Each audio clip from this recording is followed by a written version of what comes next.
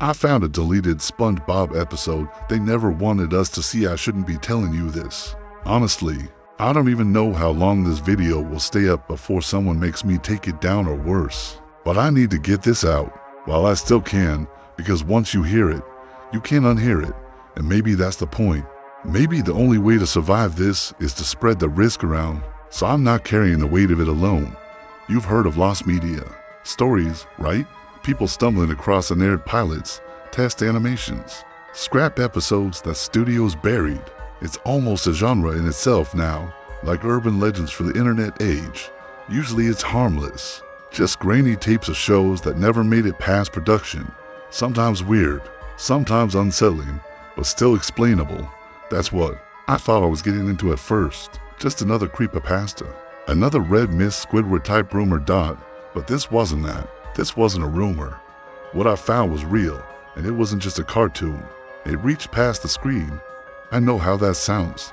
I sound like another internet crank, waving my arms around about ghosts in the machine. But listen, if Nickelodeon knew I was saying this, I'd probably disappear. I'm not exaggerating. There's a reason they scrubbed this from existence. It's not because of bad animation quality or sensitive content. Those are excuses. I've seen the real thing, and before you ask, no, I'm not uploading the file. I thought about it. I really did. But I can't. I won't be the reason it spreads further than it already has. Watching it is like pulling a thread that unravels more than you ever wanted to see. It's not just disturbing, it changes things. Little cracks open up where they shouldn't. Things bleed through. This isn't a simple lost media story. This isn't me showing off some edgy VHS tape. This is a warning.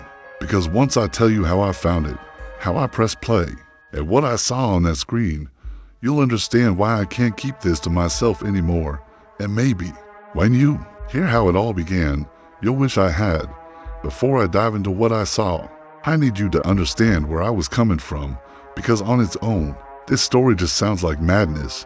But you need context, the kind that makes you nod and think, yeah, I might have done the same thing if I were in his shoes, down like a lot of people my age. I grew up with SpongeBob. Saturday mornings, cereal bowls way too big for one kid. That overplayed theme song echoing through the living room. I could still remember the scratchy CRT screen, the bright colors bleeding outside the lines.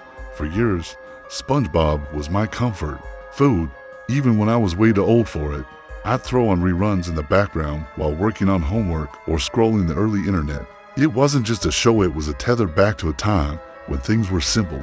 And maybe that's why I got into hunting down weird media in the first place.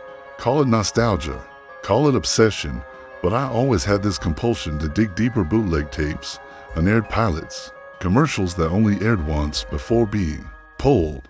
There's something intoxicating about finding the scrap studios don't want you to see.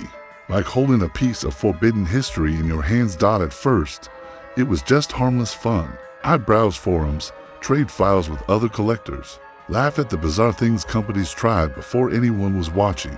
I still remember the first time I saw the so-called band Ren and Stimpy clip that turned out to just be a fan edit. It was disappointing, sure, but part of the game. Most of the time, these lost media stories led to nothing more than bootleg junk. So when someone on a fringe message board claimed to have unearthed the deleted SpongeBob master tape, I rolled my eyes. I've seen dozens of those threads. 99% are trolls recycling the same Squidward suicide nonsense.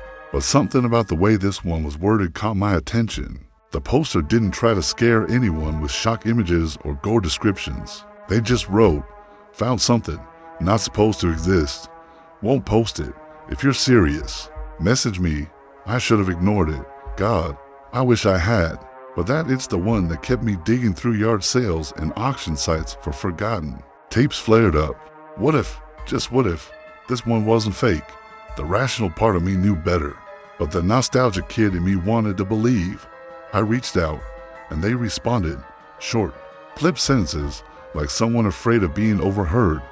No grand story, no bragging, just, you really want this? I told myself it was nothing, probably a prank, but the more I thought about it, the heavier it felt, like a hook already lodged too deep to pull out. They gave me an address, a time, and one final warning. Don't share it. Don't even watch it all the way through. That's when I should have walked away. But instead, I started planning. I didn't know it yet, but that decision would change everything. The place they told me to meet wasn't a shop or even someone's house. It was an old flea market lot about 30 minutes outside of town, the kind of place that feels stuck in a time loop. Rusted metal signs creaked above stalls that hadn't been painted in decades. The air smelled faintly of dust, grease, and mothballs. A few vendors still hung around, selling boxes of VHS tapes, old records, cracked porcelain dolls, the usual graveyard of forgotten junk. I wasn't sure who I was even looking for, but it didn't take long. There was a man sitting behind a folding table, maybe late 50s, though the deep lines in his face made him look older. No display, no merchandise, just one cardboard box in front of him.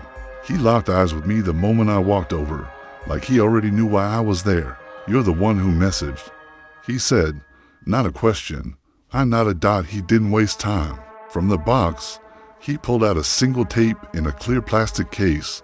The label was peeling, yellowed with age, and written in faded marker were the words, SpongeBob _deleted master _1999. My heart actually skipped. It was so absurd, so on the nose, that I almost laughed. It looked like exactly the kind of thing a scammer would scribble to bait some gullible collector. But holding it, it didn't feel like a joke. "How much?" I asked, trying to sound casual. He shook his head. "It's not about money. You take it. It's yours. But once you watch it, it's on you. Can't give it back." I tried to press him. Where did it come from? Was it some fan edit? Did he work at Nickelodeon once? He just leaned forward, voice low. "Don't share it. Don't watch it all the way through." That was it. No further explanation. He slid the tape across the table like he couldn't stand to touch it a second longer. I should have left it there, but of course, I didn't. Curiosity is a disease. I slipped the tape into my backpack and forced a laugh, telling myself it was just another dumb bootleg. Still, the walk back to my car felt heavier, like every step tightened the invisible thread. I'd pulled the moment I messaged him. The whole drive home, the case sat on the passenger seat, angled just so I couldn't stop glancing at it. I kept thinking about his warning, the way his tone shifted when he said those words. It wasn't the performative spookiness of someone trying to sell a cursed object at a horror convention. It was weary, like a man who'd already tried to ignore it and failed. By the time I pulled into my driveway, the sun was setting, bleeding the sky into the same washed-out orange of old VHS tracking errors. I carried the tape inside like it might shatter if I held it too tight. On my desk sat my old VCR, hooked up to a cheap TV I kept around for nights when nostalgia hit. I set the tape down next to it and stared for what felt like forever. All I had to do was toss it in the trash, forget about it, and get on with my life. But if you've ever been down the rabbit hole of lost media, you know that's not how it works. Eventually, I pressed it into the VCR, and when the machine whirred to life, I swear I felt the room shift. The tape clicked into place with that familiar grind, and the TV screen bloomed to life in a static haze. For a second, it was just white noise, the comforting hiss I'd heard a million times before when fiddling with old tapes. I almost relaxed, like maybe this whole thing was just some busted copy, nothing more. Then the SpongeBob theme began. You know, the one, the cheerful sea shanty, the bouncing flute, the pirate voice booming, "Are you ready, kids?" It was all there, but off. The audio was muffled, like it had been recorded in a different room. The pirate's laugh dragged just a little too long, like he'd forgotten where to stop. And the colors were wrong. Not drastically, just muted, faded. SpongeBob's bright yellow was closer to pale beige, almost sickly, and the sky behind him had a strange gray tinge, like a storm was always about to break. At first, I laughed under my breath. Great, another bad bootleg. That was my mantra. I even said it out loud, as if repeating it could anchor me to reason. The episode itself started normally enough. SpongeBob waking up in his pineapple house, alarm blaring, jumping out of bed with that overzealous grin plastered on his face. But the pacing, it dragged, long pauses between each action, like someone had stretched the footage just a little. When SpongeBob blinked, it wasn't a quick cartoon snap, it was slow, deliberate, lids shutting and opening like someone fighting. Exhaustion. I tried telling myself maybe this was just a rough cut, Animators sometimes test timing with unfinished edits, but then came the silence. You don't realize how much sound fills SpongeBob until it's gone. The bubble pops. The background music, the constant chatter. Here, there were long stretches where nothing played. SpongeBob would move his lips, but no sound came out. A couple seconds later, the dialogue would catch up, out of sync, lagging behind his expression. It felt wrong, not just technically uncomfortable. Still, I kept watching, because that itch was back, the one that whispers, what if this is the one? What if this is the real thing? The first line that landed correctly came from Squidward. He was outside, standing by his house, clarinet in hand. SpongeBob bounded up to him, mouth frozen in that two-eyed grin. Then, clear as day, Squidward muttered, "Stop smiling." The words didn't match his mouth. His beak barely moved, but the voice came through low and hoarse. It didn't sound like his actor. It sounded tired, resigned. I paused the tape. My finger hovered over the eject button, and then I laughed again, because really, what was I doing? Creeping myself out over a badly made fan edit. People splice in weird audio all the time. I told myself this was just someone's attempt to go viral with their own cursed episode. So I pressed play again. The next few minutes lulled me into false comfort.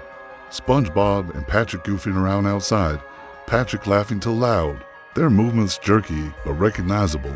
The backgrounds, though the background stayed unnervingly still. Normally, you'd see seaweed swaying, bubbles drifting, fish crossing by, but here, nothing, just a flat, unmoving painting, like time itself was frozen around them. By then, my throat had gone dry, but I told myself I'd watch a little longer, just enough to prove it was nothing, and then I'd stop. That was the first lie I told myself that night, because the longer I watched, the more the tape demanded I stay, like it was building toward something, daring me to look away before the real show began. And I couldn't. At first, the unease was subtle, a glitch here, a pause there. But after the false comfort of those first few minutes, the tape began to shift. I don't know how else to describe it, like it was aware I hadn't stopped, so it stopped pretending. SpongeBob and Patrick were still outside Squidward's house, but something in their movements changed. SpongeBob's grin didn't flicker, didn't shift, just locked in place, as though it was carved into his face. His eyes twitched, not the comical bug eyes you'd expect, but small spasms, like someone struggling against muscle strain. Patrick, meanwhile, laughed along at nothing. No dialogue, no gag, just an endless, hollow laugh, louder and sharper than Patrick's voice ever should have been. Then Squidward spoke again, but this time, there was no mistaking it. The voice didn't belong to any actor. It was in the nasal, irritated tone. We all know. It was flat, shaky, and aware. "Why are you watching this?" I froze. I glanced at the VCR, half expecting some hidden speaker to be playing tricks. But it was the tape, the warped images still moving on screen. Squidward's dull eyes staring past SpongeBob, and Patrick staring forward at me. I told myself maybe it was clever editing, a fan overdubbing the lines, trying to unsettle anyone who found it. But even thinking that didn't calm me, because when Squidward blinked slowly, deliberately, it was perfectly in sync with my own reflection in the glass of the TV. The background silence became oppressive. Every time SpongeBob opened his mouth, there was a delay before sound followed. He said something, I think, but the words blurred into distortion, like a tape played backward underwater. Patrick's laugh, meanwhile, kept warping, dragging, like the audio was melting. I should have turned it off. I knew I should have. But curiosity had its claws in me. I had to see what was next. The plot, if you can even call it that, began unraveling. SpongeBob followed Squidward inside his house. No transitions, no cheery wipe effects, just a hard cut. The interior was darker than I'd ever seen it, shadows pooling in the corners. Furniture shapes wrong, angular, stretched to tall. SpongeBob's footsteps echoed. They've never echoed in the show. "Don't let him in," Squidward muttered, voice almost trembling. "He doesn't stop." I felt goosebumps crawl across my arms. But SpongeBob just kept smiling. His teeth were too many. Now, rows upon rows, like the animators had over-detailed the mouth as a cruel joke. His body jittered, skipping frames as though the tape was fighting itself. At one point, the frame lingered on a close-up of his face closer than the cartoon ever would have dared. His pupils dilated until they consumed nearly the whole screen. Static buzzed at the edges, and then, for just a second, it wasn't SpongeBob at all. It was something else, a face, human, grainy, distorted, barely a glimpse but unmistakably real. And then, as if nothing had happened, SpongeBob was back, laughing, his voice drawn out into a shriek that pierced so high my speakers rattled. I hit pause, my hand shook, my reflection stared back at me from the screen, caught in that frozen frame of SpongeBob's unblinking stare. I thought of the man at the flea market, the way he refused to answer questions, don't watch it all the way through. His voice echoed in my head, but I pressed play again, because by then, it wasn't just curiosity anymore, it was compulsion. The episode stretched on, more grotesque with every minute. SpongeBob wandered through Squidward's house like a predator, doors leading to rooms that didn't belong there, hallways that went on forever, staircases spiraling in impossible directions. Squidward trailed behind, his clarinet dragging along the floor, eyes dull, muttering phrases under his breath. I leaned in, straining to hear. Some of it made sense. He's still here. Why won't he stop smiling? But other lines chilled me to the bone. He knows your name. That's when I covered my mouth, as if the tape could somehow hear me breathing. The sound design grew unbearable. Low-frequency hums that made my chest ache, whispers bleeding from one speaker to the other. SpongeBob's laugh layered in the background like a chant. At one point, I swear I heard my own name warped, distorted, but buried in the noise. I slammed pause again, heart racing. My rational brain screamed at me to stop. But another voice whispered, "What if you're the only one who sees this? What if you're the first to witness the real cut? That's how it gets you, not through scares, not through gore, through that gnawing thought. If I turn this off, I'll never know, so I pressed play one more time." And that was the moment the tape truly came alive. The tape had been unsettling before, but at least it still resembled a cartoon, distorted, eerie, yes, but recognizable. What came next stripped away any pretense of fiction. It stopped being animation and started to feel like raw intrusion, something that had no business being captured on film. The transition was abrupt. One moment, SpongeBob was stalking Squidward through that warped, angular house. The next, the screen dissolved into static, then cut to a shot that shouldn't have existed. A hallway, real, grainy, lit by harsh fluorescent lights. The walls were a sickly off-white, streaked with what looked like water damage or something darker. It wasn't a cartoon anymore, it was footage. I leaned forward, pulse hammering. The camera angle was low, handheld, jittering slightly as if someone was carrying it down the corridor. No background music, no sound effects, just the faint buzz of the fluorescent lights and a static hiss that never fully faded. And then SpongeBob stepped into frame. Not the bright, clean, two-dimensional character. No, this was SpongeBob rendered in something I can only describe as wrong. His proportions were warped to tall, his sponge holes stretched like wounds. His body didn't move like an animated character, it moved like flesh. Each step produced a damp squelch, like squeezing a silk sponge in your hands. He turned toward the camera, and his eyes weren't cartoon eyes at all. They were glossy, wet, unmistakably human. I choked back. The camera jerked away, as though the person holding it had panicked. It swung back to reveal Squidward at the end of the hall, standing perfectly still, clarinet dangling at his side. His skin was pale gray, textured almost like clay, and his mouth hung open in a silent scream. For a long, unbearable moment, nothing moved. The frame just lingered between them, the fluorescent hum gnawing at my ears.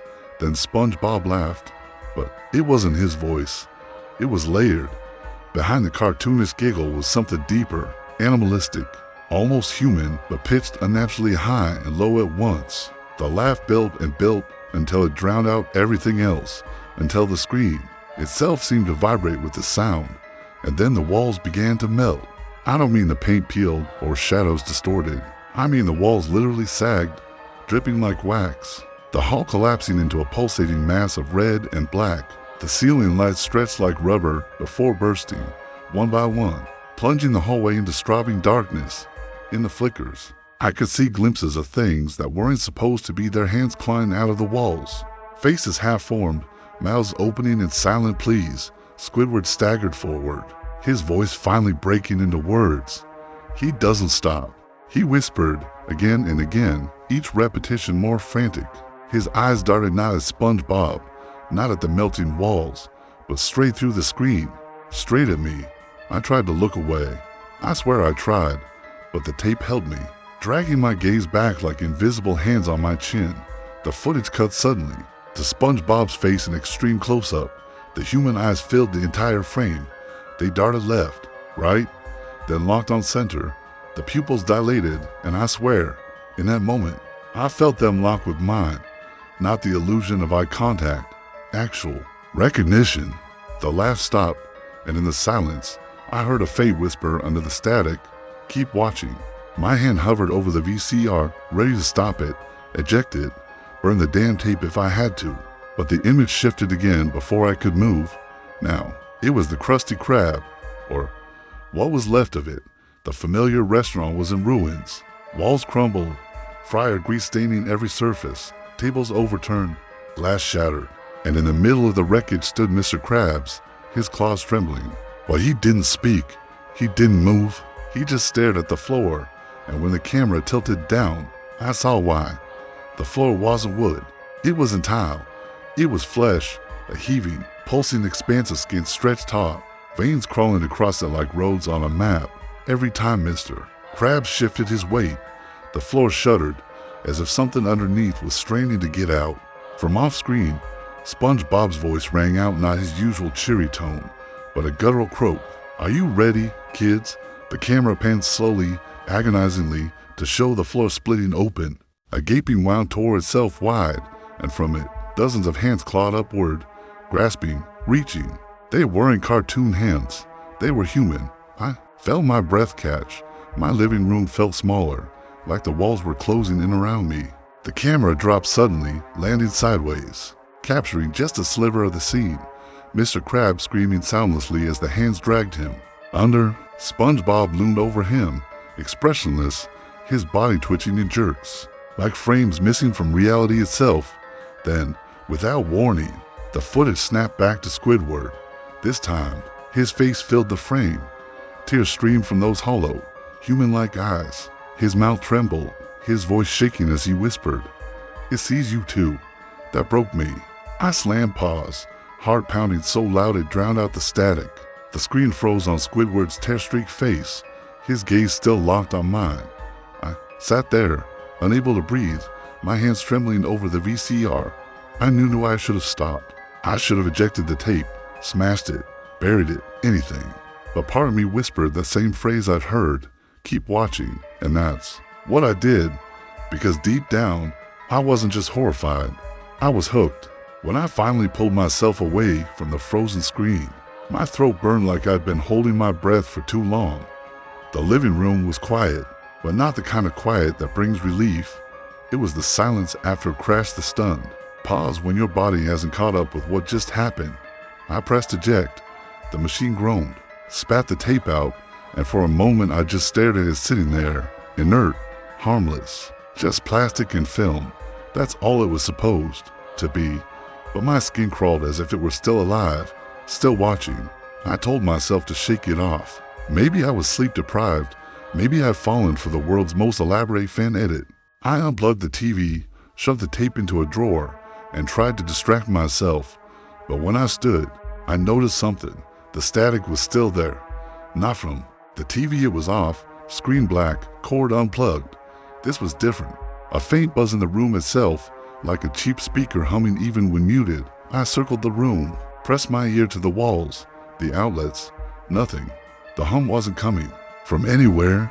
It was just there, in the air, like a sound that belonged to the room now. That night, sleep was impossible. Every time I closed my eyes, I saw those human eyes staring back at me. Squidward's trembling whisper replayed in my head. "It sees you." To dot at some point, I must have drifted off, because I woke up gasping. Not from a nightmare, at least not one I remembered. No, what woke me was laughter. Not boomy, not loud, Just a faint giggle, distorted like SpongeBob's laugh filtered through static. It came from the corner of my room, right where my computer tower sat blinking. I froze. My monitor was on. I hadn't touched it, and on the screen wasn't my desktop. It was a single black window, white text blinking at the top. "Are you ready, kid?" I yanked the power cord from the wall. The screen went dark. My heart felt like it was trying to claw its way out of my chest. After that, things blurred. Hours slipped by without me noticing. My phone battery drained in minutes. Lights flickered even when the rest of the house was steady. I told myself it was stress, paranoia feeding on itself, but then I started hearing it again. The laugh, that warped giggle, sometimes faint, sometimes close, always when I was alone. Once, in the shower, the steam thick around me, I swore I heard SpongeBob's voice whisper, "Keep watching." I nearly slipped trying to get out, and the static hit followed me. Car rides, grocery store runs, even at work. A faint hiss just at the edge of perception, like the tape had bled into my ears and wouldn't let go. 3 days passed before I dared check the drawer where I'd hidden it. The tape wasn't there. I tore my room apart, emptied every drawer, flipped the mattress, checked the trash, nothing. But when I turned back to the TV, my stomach dropped. The VCR was on. I hadn't plugged it in, and inside, halfway swallowed, was the tape. I don't remember putting it there. I didn't press play not then. I couldn't. But I knew it was only a matter of time, because that's how it works. You can ignore it, hide it, destroy it, and it still finds its way back. And the longer you resist, the louder it gets. That night, as I lay in bed, the static rose to a roar. Beneath it, faint but clear, I heard it again. "Are you ready, kid?" I pulled the blankets over my head like a terrified child, and I realized whatever this was, it wasn't just a cartoon anymore. It was here. By the fourth night, I gave up on pretending this was normal. Sleep was gone. Food tasted like cardboard, and every corner of silence carried that faint static. Hiss. I told myself I needed answers, real ones, not the half-whispered warnings of a flea market stranger. So I did what anyone into deep would do. I went online. I didn't post publicly, not at first. I scoured lost media forums, obscure threads, old archive dumps. The phrase "deleted SpongeBob master" brought up the usual jokes, creepypastas, the infamous red mist hoax, but deeper, buried in half-dead image boards and cached fragments of forums. I started finding hints. People mentioned a tape, not just one, but several. Rumors of offcuts from Nickelodeon's animation vaults. Animators who claimed frames had been tampered with during production, only to vanish when they complained. Posts deleted almost as soon as they appeared, and one name kept resurfacing, Project Neptune. At first, it sounded like fanfiction, but the more I dug, the harder it became to dismiss. Supposedly, in the late 90s, Nickelodeon ran internal tests on immersive children's media, not just animation, but subliminal inserts, experimental sound design, even frame-by-frame subliminal imagery. It was framed as research. What made kids laugh? What held their attention? What triggered nightmares? All in the name of content, refinement. But somewhere along the line, something went wrong. One post, barely a sentence before it was scrubbed, stuck with me. It wasn't drawn. It was recorded. That rattled me more than anything I'd seen on the tape itself. Because what could that possibly mean? Recorded how? I dug deeper. Midnight rabbit holes, tore pages, anonymous dumps. A handful of ex-staff spoke in riddles, like people who'd signed something they regretted. One claimed the footage wasn't created at Nickelodeon at all, that it was delivered to them by an outside contractor, unlabeled, unverified, and marked only with the word master. Another said the executives panicked after the first test screening. Supposedly, a group of kids reported seeing themselves in the episode, afterward refusing to speak for days. I couldn't prove any of it. Every time I tried saving links, they vanished. Screenshots corrupted. My own browser history came back blank, but the patterns lined up too neatly to be coincidence. And then I found the file. Buried in a forgotten archive, mislabeled as test animation, was a corrupted video fragment, less than 30 seconds long. No audio, just generating visuals. But in those 30 seconds, I froze, because it was my street. Not a cartoon version, not background art. My actual street, the cracked sidewalk, the dented mailbox at the corner, even the chipped paint on my front porch, filmed in grainy VHS quality. Yes, but undeniably mine. And in the middle of the frame, standing perfectly still, was SpongeBob, his human eyes staring straight into the lens. I didn't sleep that night. It wasn't just a show. It wasn't just lost media. It was something else. Something that didn't stay confined to frames and reels. The worst part, I knew this was only a fragment. If there was one file, there were others, maybe hundreds. And if I'd stumbled across it by accident, what else was buried out there, waiting to be found? The flea market man's words echoed in my head. Don't watch it all the way through. But I already knew I would, because whatever Project Neptune was, whatever recorded meant, I had to see for myself, even if it destroyed me. I told myself I wouldn't play it again. After the fragment one found online, after the whispers, after the static that seemed to follow me everywhere, I swore I'd never put that tape back in the machine. But promises don't mean much when the pull is stronger than reason. It was a week later. The tape sat on my desk like a loaded gun, daring me to touch it. I tried ignoring it, burying myself in work, blasting music through headphones, leaving the house for long drives with no destination. None of it helped, because wherever I went, I felt it. That presence, that itch under my skin. Like the episode wasn't done with me. And one night, when the static in my walls grew so loud it drowned out thought, I gave in. I slid the tape into the VCR. My hands didn't even shake this time. The screen flickered to life, and immediately I knew it was different. Not just different in the way bad animation looks inconsistent, different in the way reality felt wrong. The episode didn't start at the beginning. No theme song, no pirate, no intro. It picked up right where I left off. Squidward's tear streak face filling the frame, whispering, "It sees you too." But then, he blinked. When his eyes opened again, they were mine.